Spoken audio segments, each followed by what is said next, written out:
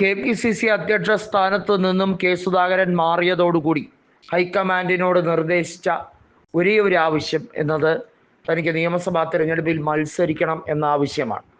Lok Sabha MP ആയിരിക്കുമ്പോൾ പോലും അദ്ദേഹത്തിൻ്റെ ശ്രദ്ധ നിയമസഭയിൽ ഏതെങ്കിലും സീറ്റിൽ ജയിക്കുക എന്നുള്ളതാണ്. കാരണം അദ്ദേഹത്തിന് ഏറ്റവും കൂടുതൽ ഇഷ്ടം കേരള രാഷ്ട്രീയത്തിൽ നിൽക്കുക എന്നതും പിണറായിസത്തെ തകർക്കുക എന്നുള്ളതുമാണ്.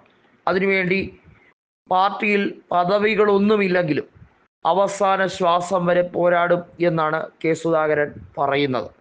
അതുകൊണ്ട് തന്നെയാണ് കോൺഗ്രസ് നേതൃത്വം ഈ കാര്യം ഇരു കൈയും നീട്ടി സ്വീകരിക്കുന്നത്. കെ സുധാകരനെ സംബന്ധിച്ചിടത്തോളം നിലവിൽ കണ്ണൂർ ലോക്സഭാ മണ്ഡലത്തിൻ്റെ MP ആണ്. അദ്ദേഹത്തിനെ കണ്ണൂർ നിയോജക മണ്ഡലത്തിൽ മത്സരിപ്പിച്ചാൽ സുനിശ്ചിതമായും വലിയ വിജയം ഉറപ്പാണ്. കാരണം ആ മണ്ഡലത്തിൽ നിലവിലെ MLA രാമചന്ദ്രൻ കടന്നപ്പള്ളിയാണ്. കടന്നപ്പള്ളി രാമചന്ദ്രൻ കഴിഞ്ഞ 2 നിയമസഭാ തെരഞ്ഞെടുപ്പിലും സതീശൻ പാച്ചേനിയെ ചെറിയ വോട്ടിൻ്റെ വ്യത്യാസത്തിലാണ് പരാജയപ്പെടുത്തിക്കൊണ്ടിരുന്നത്.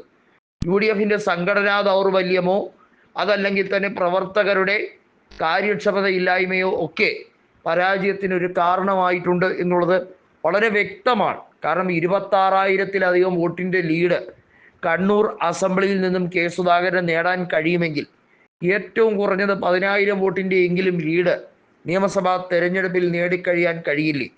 2009 കെ സുധാകരൻ ആദ്യമായി ലോക്സഭയിലേക്ക് 45,000-ഓളം വോട്ടുകൾക്ക് KK രാഗേഷ് എന്ന ഇപ്പോഴത്തെ കണ്ണൂർ ജില്ലാ സെക്രട്ടറിയെ തോൽപ്പിച്ച് MP ആകുമ്പോൾ ഒഴിഞ്ഞ കണ്ണൂർ നിയോജക മണ്ഡലത്തിൽ ഉപതെരഞ്ഞെടുപ്പ് നടന്നപ്പോൾ അവിടെ കോൺഗ്രസിലേക്ക് വന്ന CPIM വിട്ട് കോൺഗ്രസിലേക്ക് വന്ന AP അബ്ദുള്ളക്കുട്ടി 12,000-ലധികം വോട്ടിൻ്റെ ഭൂരിപക്ഷത്തിലാണ് വിജയിച്ചത്.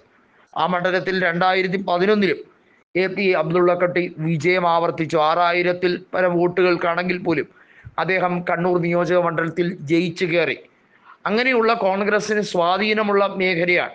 എന്നാൽ അബ്ദുള്ളക്കുട്ടി പിന്നെ BJPയിലേക്ക് പോയി രാഷ്ട്രീയത്തിൻ്റെ നെറികേടുകളുടെ ഏറ്റവും വലിയ അപ്പോസ്തലനായി അബ്ദുള്ളക്കുട്ടി മാറുന്ന ഒരു കാഴ്ചയും കേരളം സാക്ഷ്യം വഹിച്ചതാണ്.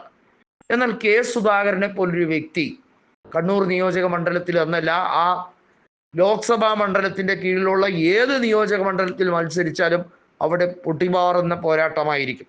കാരണം UDF മെഷീനറി ഒറ്റക്കെട്ടാവും. ലീഗും കോൺഗ്രസും UDFിൻ്റെ സഖ്യകക്ഷികളുമൊക്കെ എണ്ണയിട്ട യന്ത്രം പോലെ പ്രവർത്തിക്കും എന്നുള്ളതിന് യാതൊരു തർക്കവുമില്ല. അത് ആ നേതാവിൻ്റെ ഏറ്റവും കൂടുതൽ ശക്തിയാണ്. അദ്ദേഹത്തിന് അണികളുണ്ട്. അദ്ദേഹത്തിൻ്റെ വാക്ക് കേൾക്കാൻ കണ്ണൂരിൽ ഏത് അങ്ങാടി എടുത്തു നോക്കിയാലും അവിടെ വലിയ തോതിലുള്ള ഒരു ക്രൗഡ് പുള്ളിങ് എബിലിറ്റി ഈ നേതാവിനുണ്ട്. ഒരുപക്ഷെ മാസ് പുള്ളർ എന്ന് CPIM എങ്ങനെയാണോ VSനെയൊക്കെ വിശേഷിപ്പിച്ചത് അതുപോലെ തന്നെ കോൺഗ്രസ്സുകാരുടെ ഒരു മാസ് പുള്ളർ എന്ന വിശേഷണത്തിന് ഉടമയാണ് കെ സുധാകരൻ. അതുകൊണ്ട് തന്നെയാണ് കെ സുധാകരനെ ഉൾപ്പെടെ 2026-ലെ നിയമസഭാ തെരഞ്ഞെടുപ്പിൽ ഇറക്കേണ്ടതിൻ്റെ അനിവാര്യത കോൺഗ്രസ് നേതൃത്വം മനസ്സിലാക്കുന്നത്. സണ്ണി ജോസഫിനെ മാത്രം ഉത്തരവാദിത്തം ഏൽപ്പിച്ചുകൊണ്ട് സംഘടനാപരമായിട്ടുള്ള പുനഃസംവിധാനം ഉൾപ്പെടെ ഉണ്ടായി എന്ന് പറഞ്ഞുകൊണ്ട് വിജയിക്കാൻ സാഹചര്യം ഒരുങ്ങണമെന്നില്ല. അതിന് കുറച്ചുകൂടി മുന്തിയ പരിഗണന പല മുതിർന്ന നേതാക്കൾക്കും കൊടുത്തേ മതിയാകൂ എന്ന തീരുമാനത്തിൻ്റെ ഭാഗമായാണ് ഇത് അവലംബിക്കപ്പെടുന്നത്.